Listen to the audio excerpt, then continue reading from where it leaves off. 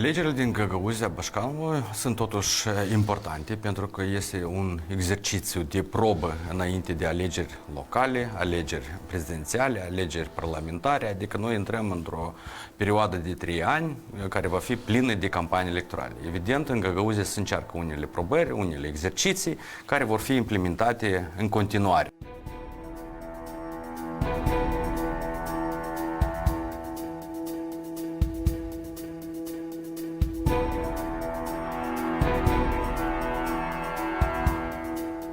Problema exista, practic, până la sfârșitul săptămânii precedente, deoarece, da, era destul de pasivă campanie.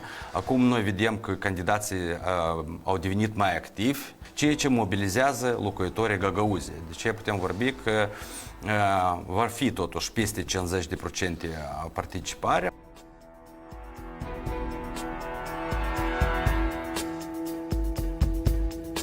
Noi vedem o susținere și de politicieni și de fostul bașcan, doamna Irina Vlah, a unui candidat, și de liderul domnului Igor Dodon, a unui candidat din Găgăuzie. Iarăși, da, socialiștii pe Uzun, da, și doamna Vlah pe domnul Croitor.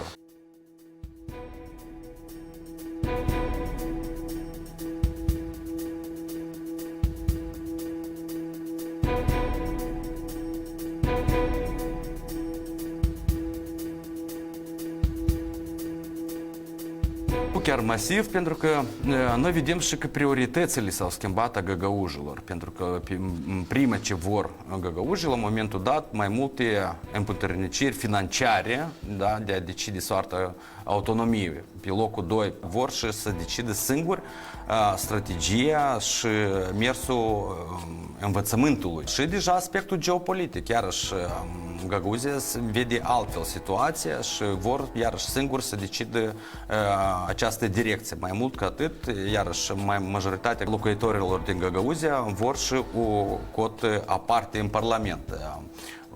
Vor putea candidații să răspundă la aceste întrebări sau nu, deja vom vedea la sfârșitul campaniei.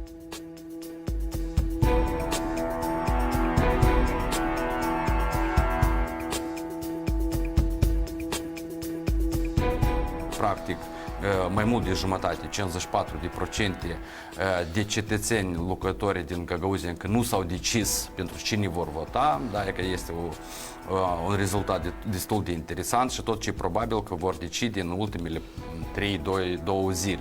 Acest fenomen, dintr-o parte, este foarte riscant, pentru că da, candidații care vor fi mai activi în ultimele zile, da, vor putea obține, așa zicem, rezultate destul de bune.